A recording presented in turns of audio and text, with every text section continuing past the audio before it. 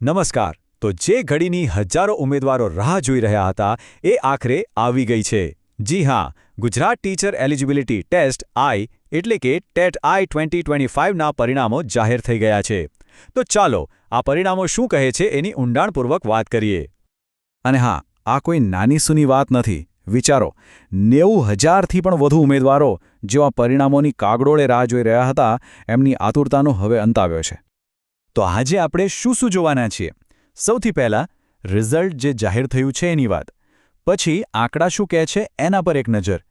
કયા મીડિયમનું પરફોર્મન્સ કેવું રહ્યું, માર્કશીટ કેવી રીતે મળશે અને છેલ્લે રીઇવેલ્યુએશનની પ્રોસેસ શું છે. ચાલો શરૂ કરીએ. તો શરૂ કરીએ પહેલા પોઈન્ટથી. સત્તાવાર જાહેરાત. હવે પરિણામો એકદમ ઓફિશિયલ છે, એટલે બધી જ અટકળોનો અંત આવી ગયો છે. આ જુઓ, આ છે એ સત્તાવાર સૂચના.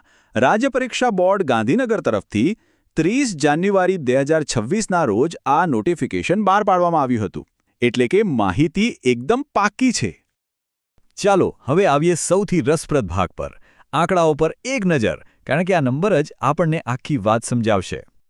તો આ વર્ષે ટેટ 1ની પરીક્ષામાં બેસનારા કુલ ઉમેદવારોની સંખ્યા હતી 91,628.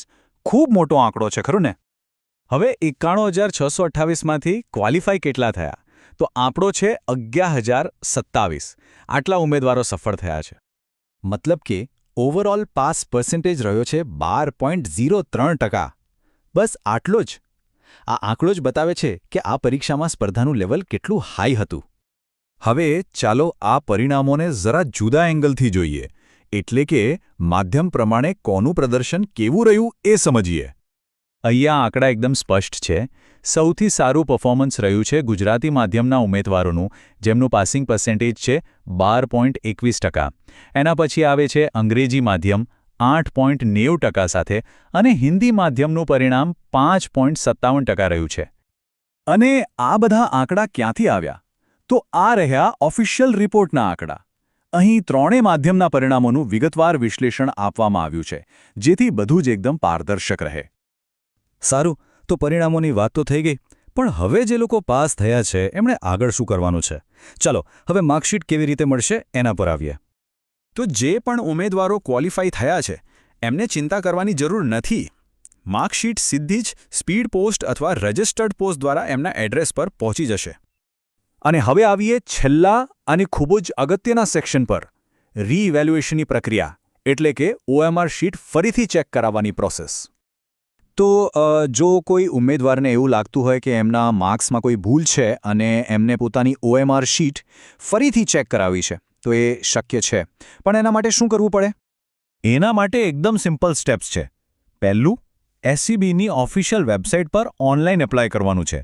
બીજું, દરેક OMR શીટ દીઠ ₹100ની ફી ભરવાની છે. અને ત્રીજું અને સૌથી અગત્યનું, આ એપ્લિકેશન છેલ્લી તારીખ પહેલાં સબમિટ થઈ જવી જોઈએ. અને એ છેલ્લી તારીખ કઈ છે એ ખાસ યાદ રાખજો, 10 ફેબ્રુઆરી 2026. આ તારીખ પહેલાં જ એપ્લાય કરી દેવાનું છે. આ માહિતીની પુષ્ટિ માટે આ ઓફિશિયલ ગાઈડલાઇન્સ જોઈ લો. એમાં રીઇવેલ્યુએશનની ફી અને એપ્લિકેશનની છેલ્લી તારીખ બંને વિશે સ્પષ્ટપણે લખેલું છે, એટલે કોઈ જ કન્ફ્યુઝન ના રહે. તો આ બધી વાત પછી છેલ્લે એક મોટો સવાલ ઊભો થાય છે. હવે જ્યારે 11,000થી વધુ ઉમેદવારો આ અગત્યની પરીક્ષામાં સફળ થયા છે, ત્યારે એમની શિક્ષક બનવાની આ સફરમાં આગળનું પગલું શું હશે? આ એક વિચારવા જેવો સવાલ છે ખરું ને?